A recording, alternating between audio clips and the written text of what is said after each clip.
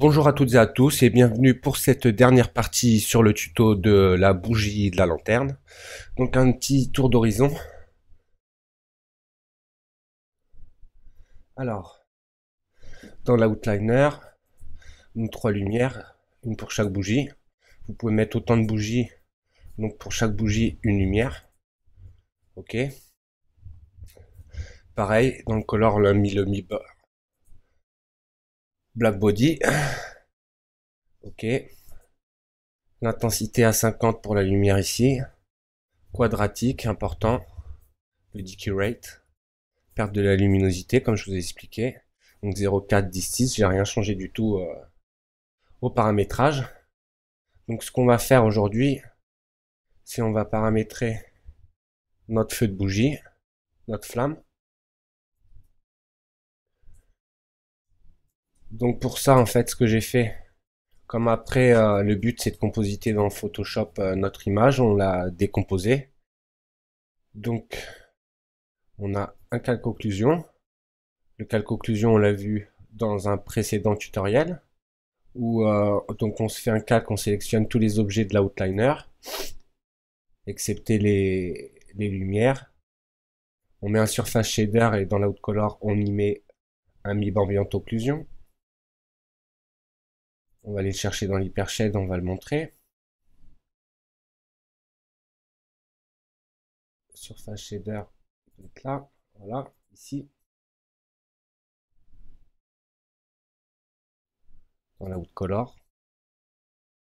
Ok.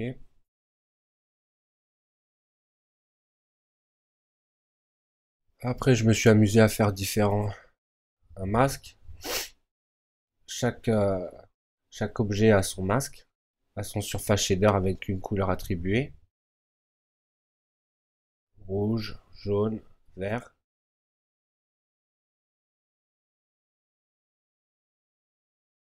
C'est pour le compositing dans Photoshop, faire nos masques. Et là, on est sur le calque bougie. Donc c'est pareil, c'est tous les objets avec un surface shader noir. On fait notre rendu de la vue cam. On a juste notre feu de bougie, nos flammes. Donc, je vais me remettre en vue de perspective. Je ne vais pas recréer une bougie. Ici, vous pouvez en faire une, deux, trois, quatre, autant que vous voulez. Donc le but, en fait, c'est de créer un container. Donc pour ça, on va dans le dynamique, fluid effect, créer 3D container.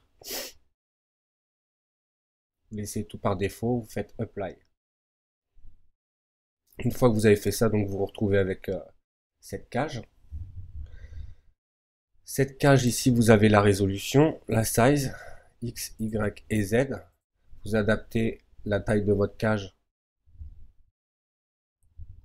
par rapport à votre bougie, à la taille de votre bougie, c'est ce qui est important. Base résolution, donc ça va être la résolution de votre flamme. Ici, on va tout se mettre sur Dynamic Grid. Après, on va aller dans les Content Details, densité. La densité, je l'ai passée donc à 0,5 par défaut, je l'ai laissé, j'ai juste touché la buoyancy. Buoyancy, je l'ai mis à 5. Dissipation à 7. Dissipation, ça va être surtout ce qui va vous faire arrêter la flamme pour éviter qu'elle touche le haut, pour pas que ça coupe la flamme. Donc il faut jouer avec la dissipation. Le buoyancy, ça va nous remuer un petit peu la flamme, comme le swirl ici. Le swirl également, c'est son rôle. Donc là, si je me remets à 0, je fais une lecture.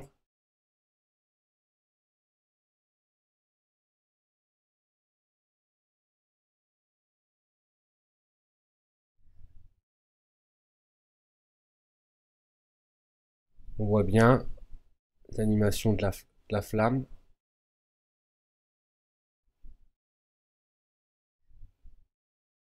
Ok.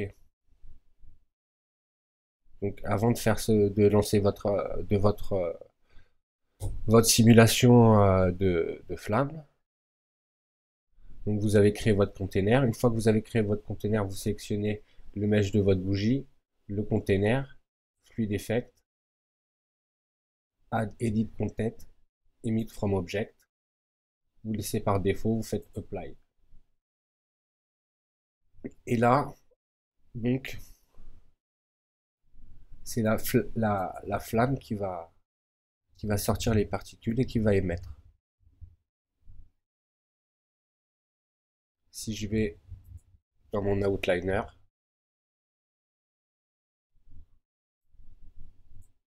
on voit qu'on a le container 3D et également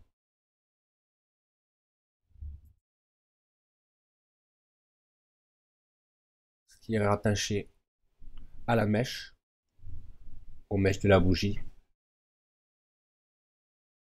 l'émetteur. Donc l'émetteur, c'est les paramètres de l'émetteur.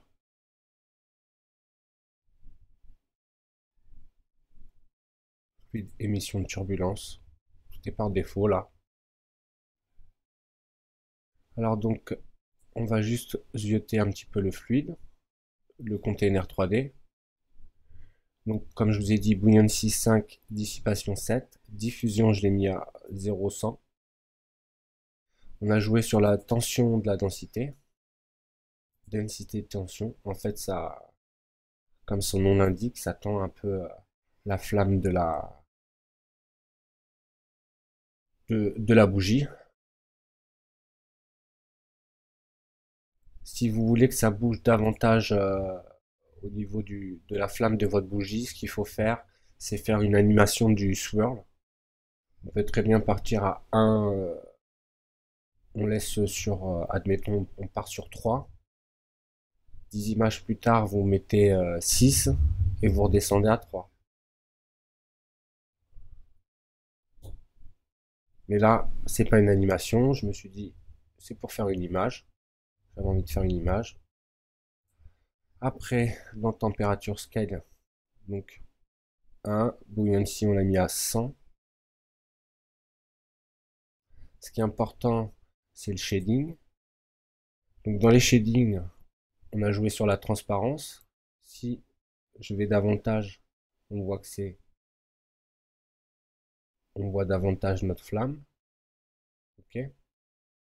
Donc après à vous de trouver des valeurs qui vous vont bien. Hein. C'est pas des valeurs indicatives pour faire un feu de bougie. Hein.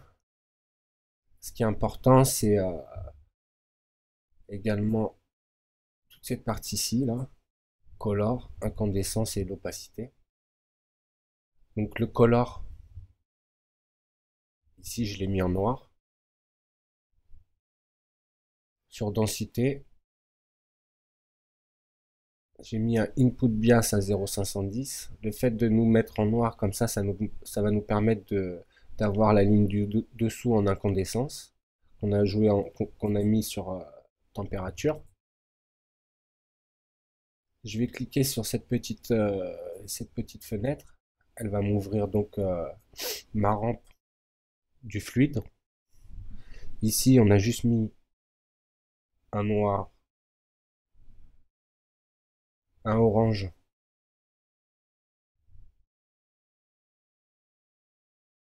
un jaune orangé,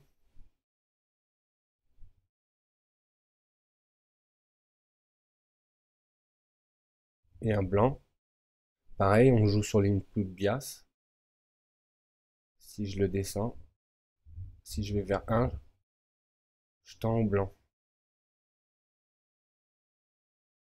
Je me remets à 890. Voilà. Et l'opacité, l'opacité pareil, on va fermer cette fenêtre là. On va ouvrir celle-ci. Si je descends, je change. Ça c'est un profil adapté pour la flamme de bougie. Donc après vous jouez pareil. On voit l'opacité, pardon. Je vais le laisser comme c'était. Voilà. Et toujours jouer, ne pas oublier avec votre input bias. Si je le mets à 0.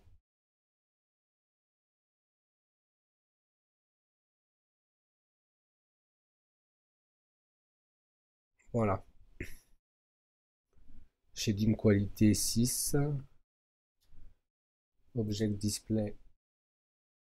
C'est bon. Mental ray. Il n'y a rien de... Après, ce que vous pouvez faire aussi, c'est dans le glow, mettre un glow à 150. Donc on va avoir apparaître notre glow. Là, si je refais un rendu,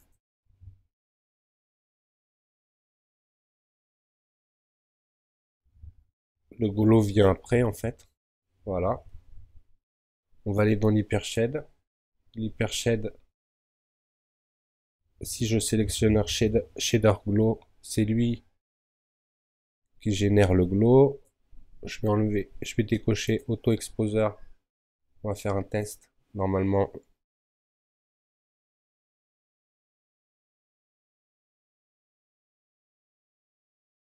voilà, on en a davantage. Après, vous pouvez jouer aussi sur le threshold.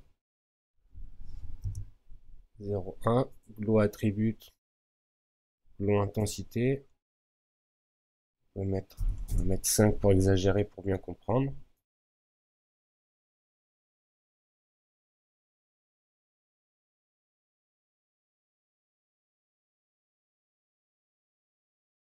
Là, on voit qu'il y en a une qui l'a perdu.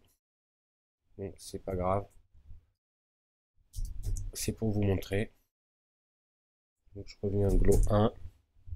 Après, si vous mettez des valeurs ici qui sont trop importantes, c'est pas bien important. Ce qu'il faut bien comprendre, c'est aussi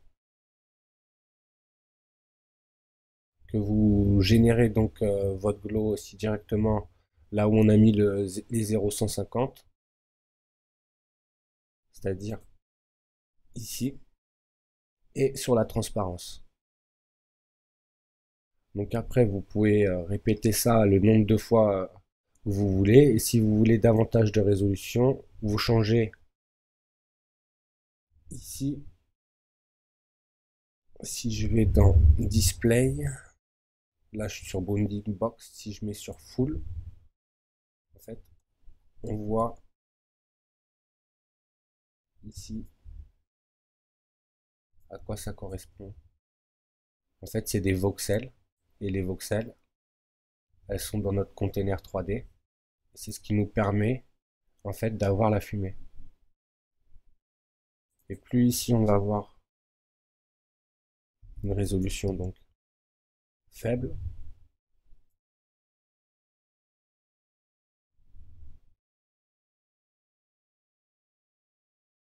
et moins on aura de carré. Et pareil, etc. Si vous mettez davantage de voxels, plus vous aurez à l'intérieur donc de résolution. Donc un meilleur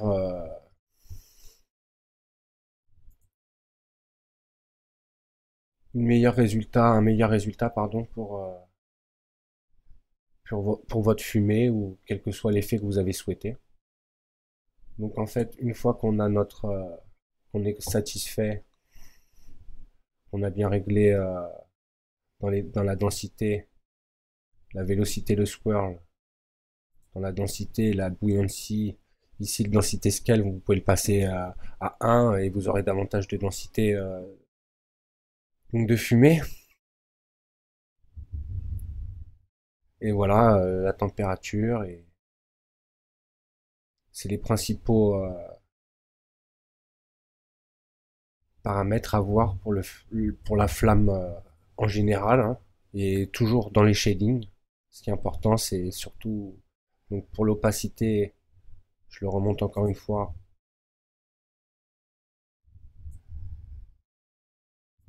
cette courbe qui nous permet de jouer sur l'opacité de la flamme.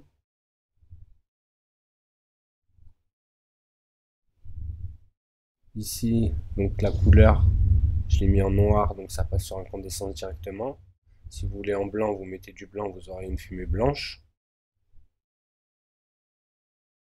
En général, on cumule le feu et la fumée. Il y a plein d'astuces différentes. Donc une fois qu'on a fait ça, on a paramétré nos bougies. Rien de bien compliqué, hein. Je crée mon 3D container. Une fois que j'ai créé mon 3D container, je l'adapte à la taille.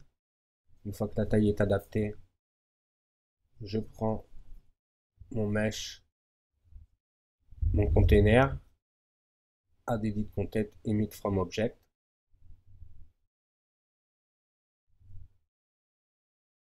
Je mets la résolution souhaitée.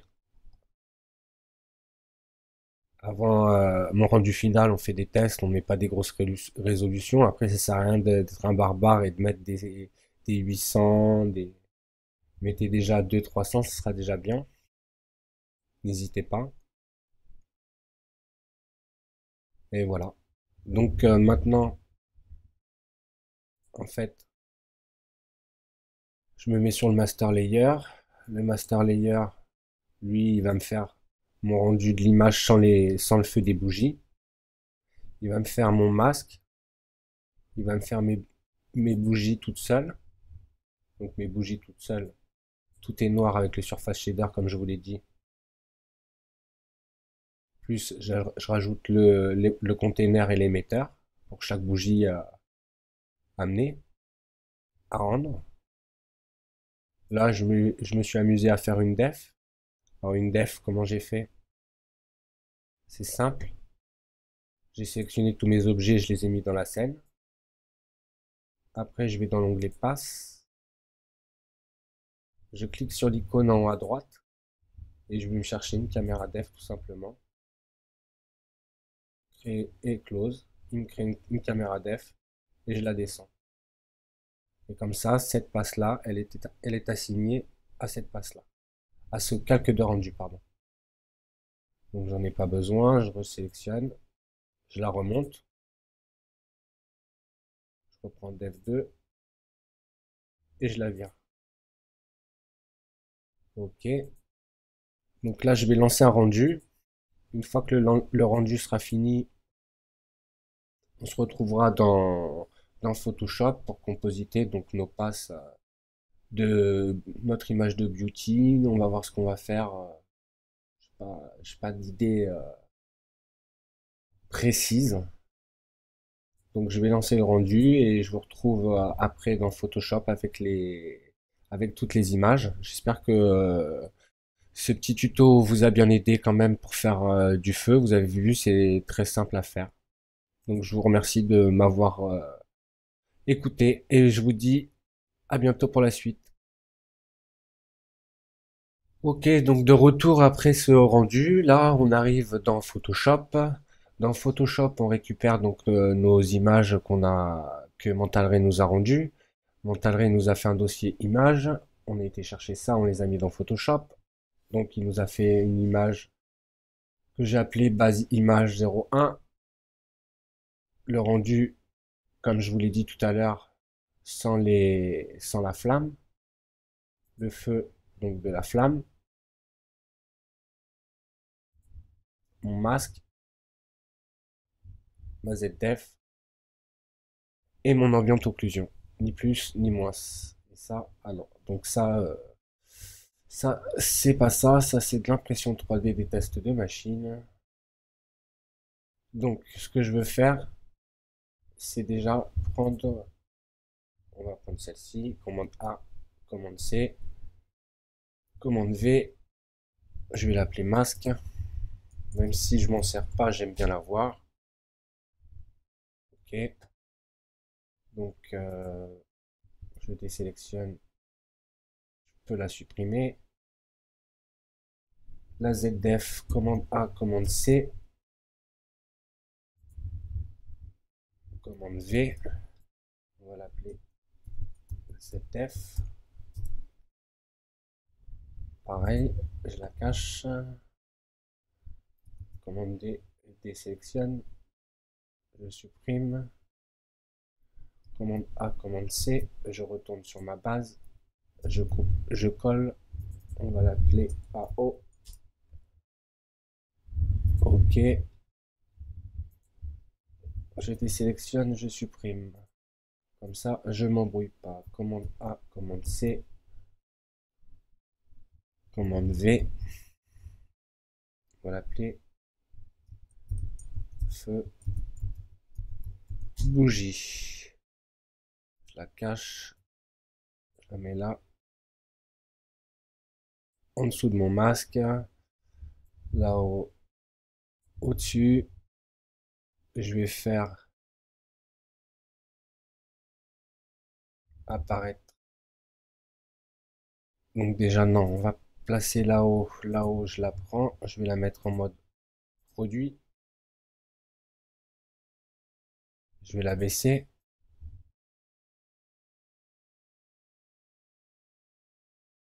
je vais la mettre à 30%.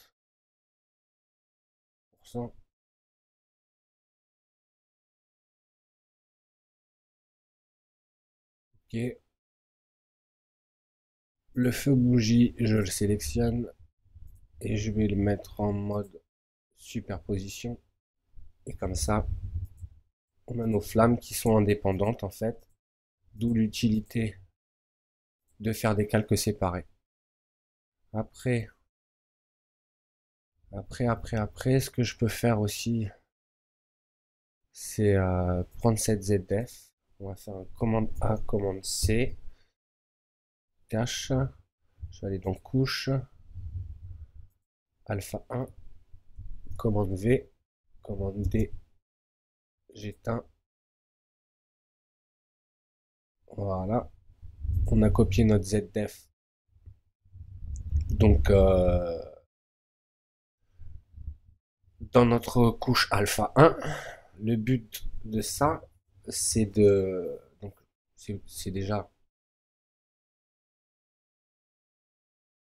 de vous montrer comment on peut se travailler avec une ZDF. Je sélectionne mes trois cales, commande Alt Shift E, une copie de tout, je désélectionne ceci, j'ai cela, ma copie de tout, ok. Je vais aller dans filtre, filtre,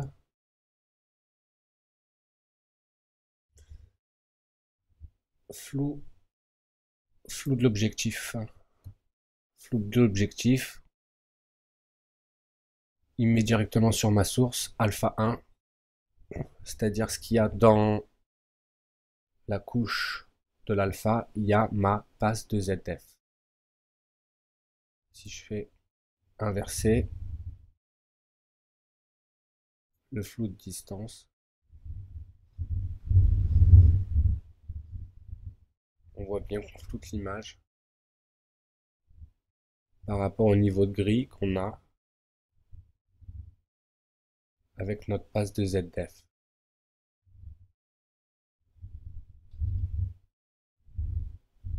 Je vais rester comme ceci.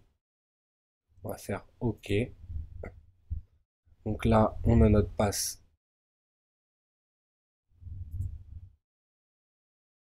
Je vais reprendre de la bougie.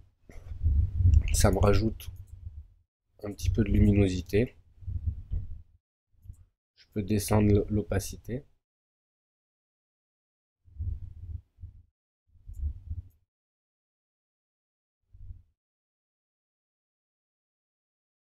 L'utilité de jouer avec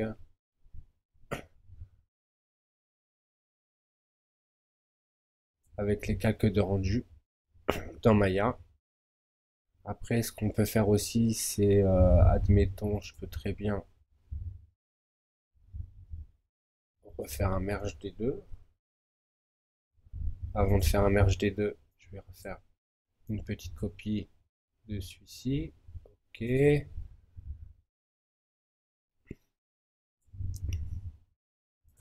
Je l'enlève.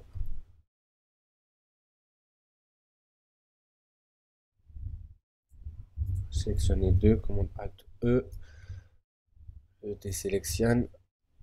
Je prends celui-ci. Je refais une petite copie. Je mets un masque. Je vais chercher l'outil dégradé, comme ceci, celui-là. Si je fais un...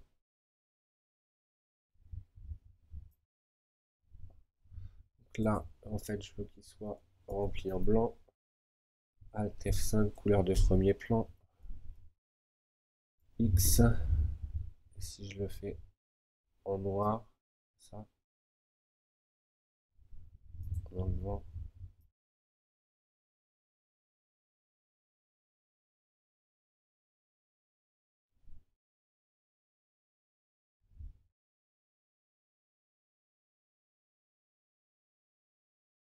X. F5, couleur de premier plan. Il me remet mon image. C'était bien en noir, c'était bien ça. 5. Ok. Il me l'enlève. Moi, je veux inverser.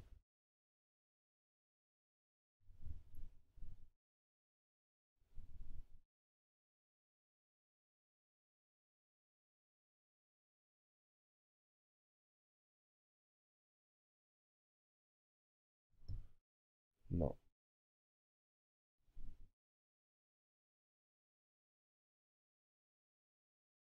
Là, je vais le remettre au blanc. Shift F5. Je le remets en noir. Voilà. En fait, ça nous remet une petite lueur légère. C'était sur ce calque-là, je me suis trompé, pardon, tant pour moi. Mais ça fonctionne bien. Ce qu'on peut faire également, c'est faire un calque. On va remplir en blanc, couleur de premier plan. Je vais aller dans filtre et je vais ajouter une correction de l'objectif. Je vais aller dans personnaliser. Personnaliser, je vais aller dans vignette, quantité. Je joue sur la quantité de vignetting. Je peux changer la valeur ou l'augmenter. Après, c'est comme bon vous semble. Vous faites OK. Une fois que vous avez trouvé vos valeurs normales, produit. Et comme ça, on a fait une petite zone. On voit la différence. Avant, après. Très sympa ça aussi. Donc on arrive à la fin de ce tuto. J'espère que ça vous a plu, que vous avez vu comment on a vu comment on peut se servir d'une ZDF. Les calques, le masque, je vous l'ai pas montré mais c'est simple. Je prends la baguette magique, je sélectionne la couleur que je souhaite. Une fois que j'ai ma sélection, je vais dans n'importe quelle section. Admettons celle-là. Je vais faire une sélection image, réglage, vibrance.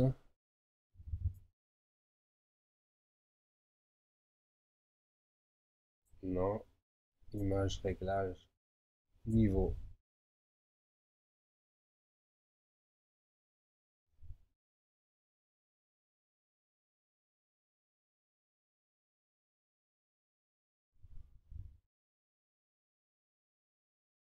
Voilà. Commande D pour désélectionner. Si je veux rechercher un autre objet,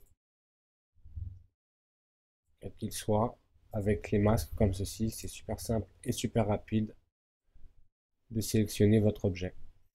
Tout simplement. Hop, ma bougie. Je veux une bougie, une deuxième bougie avec mon mur. Vous pouvez faire ce que vous voulez avec ça. Commande D, on arrive à notre image finale. On a fait notre petite vignetting. On a mis nos images. Celle-ci,